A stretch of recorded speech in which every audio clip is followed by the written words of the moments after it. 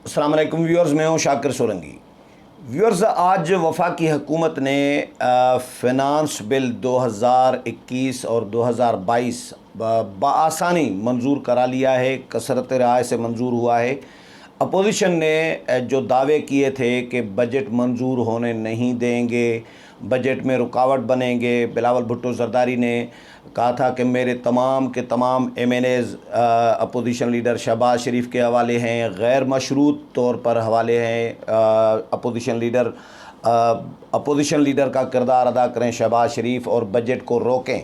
Opposition ने दावे बहुत बड़े किए थे, बजट को नाकाम बनाने के दावे किए थे और जो कौमी असम्बली के इजलास में बजट सेशन के दौरान जो कुछ हुआ, हंगामा आराई, गालम गलोच, मार धाड़, लड़ाई झगड़ा, एक दूसरे को किताबें मारना, ये सारे सीन 3 दिन तक अपोजिशन लीडर को तकरीर नहीं करने दी गई। अपोजिशन लीडर की तकरीर के दौरान पार्लिमानी रिवायात के मुताबिक किसी भी मेंबर को, हुकूमत का हो या अपोजिशन का हो, वो उनको इंटरप्ट नहीं कर सकते, उनकी तकरीर में कोई जुमलेबाजी नहीं कर सकते और मुदाखलत नहीं कर सकते, उनको रोक भी नहीं सकते। इवन स्पीकर कौमी असम्बली जो होते हैं, जो कस्टोडियन होते हैं हाउस के, वो भी नहीं रोक सकते उनको भी। वो भी, ये पार्लिमानी रिवायात हैं कि वो अगर 4 घंटे भी बात करें तो उनको अलाउड होता है कायदे हिज़्ब इख्तिलाफ़ को, क्योंकि वो पूरी अपोजिशन की क़यादत कर रहे होते हैं। इसी तरह कायदे ऐवान जो पूरी हुकूमत और हुकूमती बेंचेस और हुकूमती इत्तेहादी जो हैं उनकी क़यादत कर रहे होते हैं, वज़ीर आज़म जिसको कहते हैं, कि उनको भी इंटरप्ट नहीं किया जा सकता और अपोजिशन लीडर को भी इंटरप्ट नहीं किया जा सकता। लेकिन हुकूमत ने जो तमाशा खड़ा किया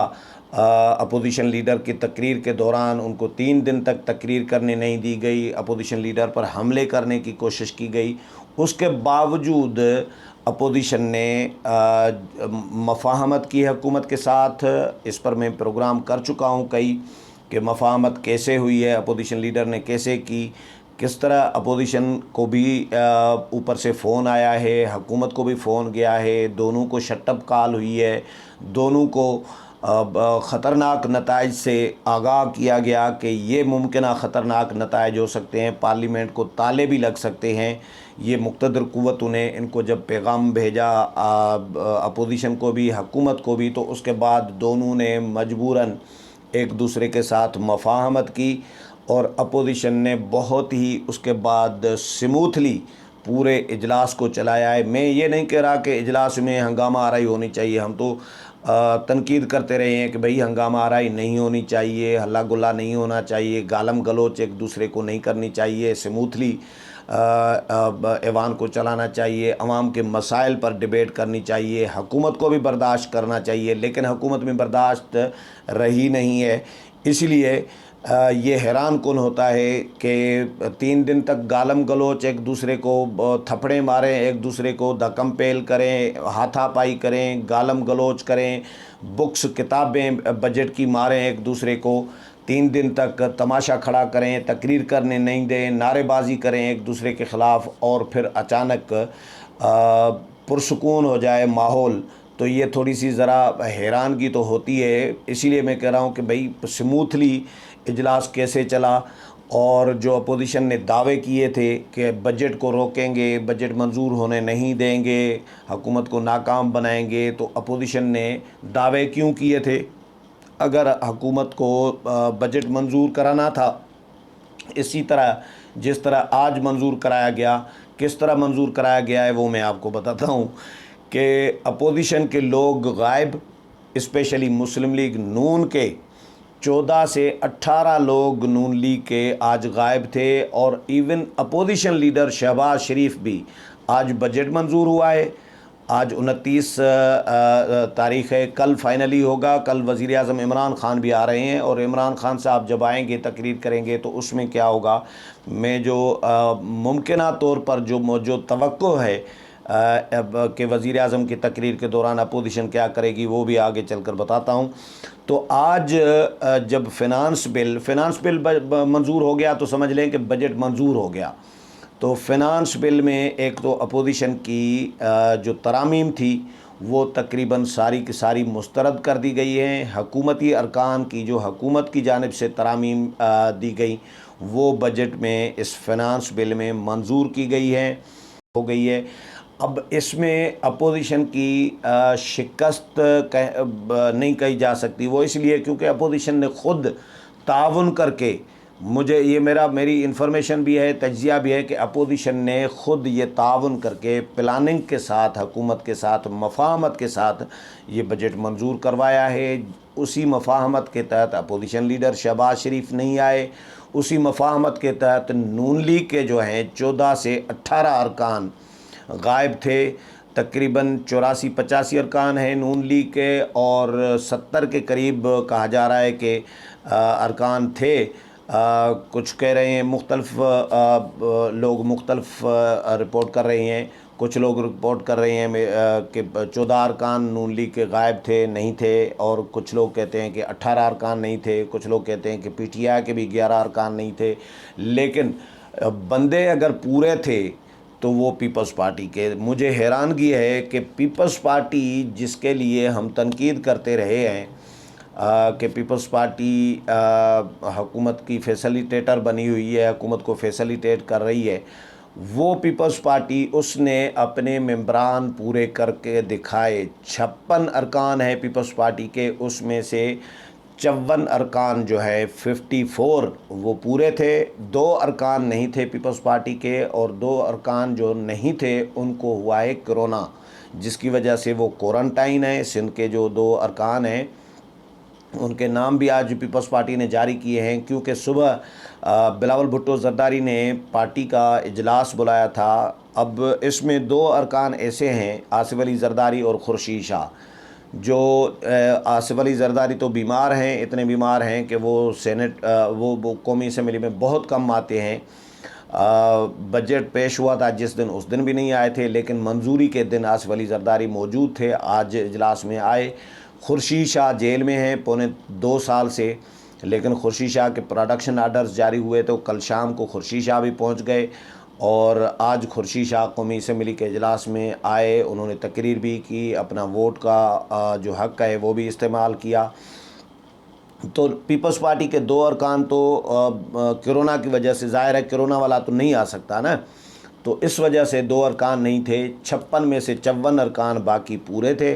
नून लीग के अरकान 14 या 18 जो गायब थे, वो क्यों गायब थे, सवाल ये पैदा होता है। जो इसमें से तो नज़र ऐसा आ रहा है, लग ऐसा रहा है कि जो शहबाज शरीफ ने मफ़ाहमत की है, जो मफ़ाहमती पॉलिसी चला रहे हैं इस्टबलिशमेंट के साथ, और इस्टबलिशमेंट के कहने पर फिर हुकूमत को भी फैसिलिटेट जिस तरह कर रहे हैं, जिस तरह बजट पेश हुआ, 3 दिन तमाशा लगा, और उसके बाद जो मफ़ाहमत की है शहबाज शरीफ ने, उस पर कारबंद रहकर हुकूमत को फैसिलिटेट करके आगे चला रहे हैं। तो वही है, उसी सिलसिले की एक कड़ी है। मेरा ख़्याल है कि शहबाज शरीफ ख़ुद भी आज नहीं थे, और नून लीग के 17 या 15 या 14 या 18 जितने भी थे, लेकिन 10 से तो ज़्यादा थे। 10 अरकान ये तो तय है, ये नून लीग वाले ख़ुद भी मान रहे हैं। 11-12 से तो ज़्यादा मान रहे हैं ख़ुद भी, लेकिन मुख्तलिफ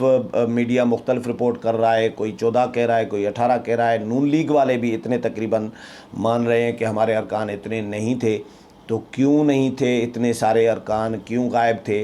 हाँ, ये भी क्लियर है कि नून लीग के अगर अरकान पूरे भी होते, अपोजिशन की सारे अरकान अगर मिल भी जाते और हुकूमत के सारे अरकान हुकूमत के साथ मिल जाते, तो फिर हुकूमत के पास अक्सरियत है। ऐसा नहीं है कि नून लीग के अरकान अगर होते तो कोई बजट रुकवा सकते थे, लेकिन एक हुकूमत को टफ़ टाइम दिया जा सकता था, एक कोशिश की जा सकती थी, क्योंकि जिस तरह हुकूमत के कुछ अरकान नहीं आए थे, गायब थे, गैर हाज़िर थे, तो उसका फ़ायदा उठाया जा सकता था। अपोजिशन अगर चाहती तो हुकूमत को नॉकआउट कर सकती थी, जिस तरह सेनेट के इलेक्शन में हुआ था। हफीज़ शेख के पास अक्सरियत थी हुकूमत के पास हफीज़ शेख के लिए, और यूसुफ रज़ा गिलानी के पास अक्सरियत नहीं थी, लेकिन उसके बावजूद हुकूमत के जो नाराज़ अरकान थे, या इस्टबलिशमेंट भी कहा जा रहा है कि इस्टबलिशमेंट ने होला हाथ रखा था, और रिलैक्स छोड़ दिया था माहौल को, एनवायरनमेंट को, कि भाई आज़ाद जाके इलेक्शन लड़ें।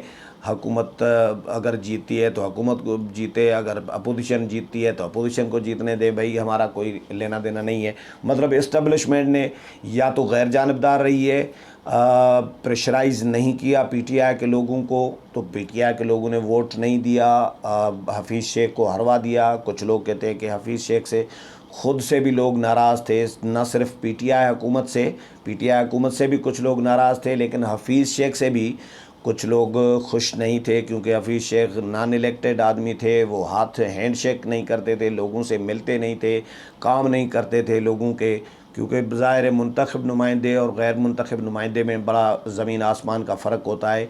मुंतखब नुमाइंदा जो होता है उसने अवाम को जवाबदेह होता है, देना जवाबदेह होता है, वो अवाम के सामने आवाम को जवाब देना होता है।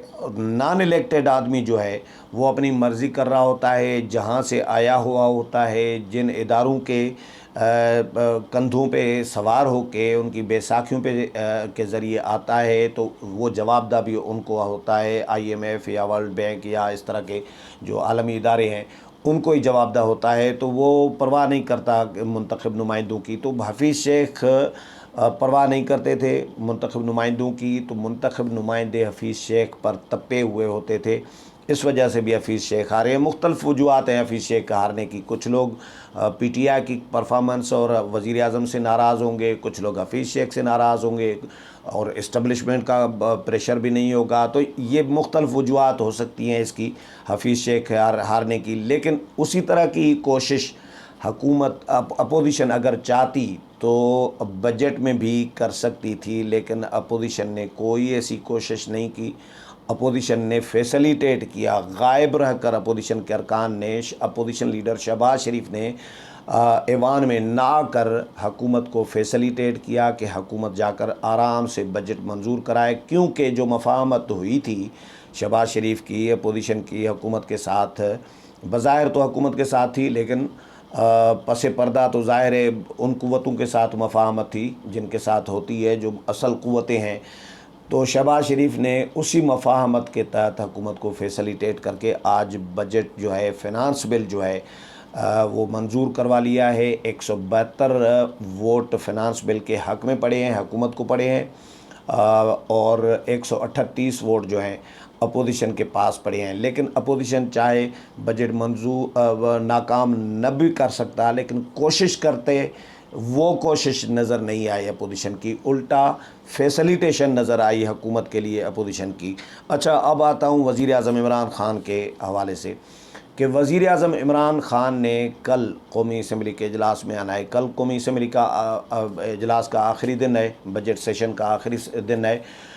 जो फाइनली जो चीज़ें होती हैं वो भी कल कुछ मंजूर कराई जाएंगी। और इसके अलावा वज़ीर आज़म इमरान ख़ान ने तकरीर करनी है कल। अपोजिशन ने पहले तो दावा किया था या तवक्को थी कि जिस तरह शहबाज शरीफ को अपोजिशन लीडर को ख्वार किया हुकूमत ने, उनको तकरीर नहीं करने दे रहे थे, हंगामा आराई की, गालम गलोच और किताबें बुक्स मारी गई, बड़ा हंगामा किया, एक तमाशा तारीख़ी गंद किया अपोजिशन लीडर की तकरीर के दौरान। 3 दिन तक हुकूमती अरकान ने, वज़रा ने, हुकूमत के तमाम जो तमाम वज़ीर आज़म के अलावा बाकी तमाम जो तमाम ज़िम्मेदारान उसमें शामिल थे, ये कहा जा रहा था कि अपोजिशन शायद बदला लेगी वज़ीर आज़म से। लेकिन मुझे जिस तरह बजट मंजूर हुआ है आज स्मूथली, इस तरह मुझे ऐसा लग रहा है कि कल वज़ीर आज़म की तकरीर के दौरान बहुत कोई बदले वाला सीन नहीं होगा, बहुत कोई हंगामा आराई नहीं होनी।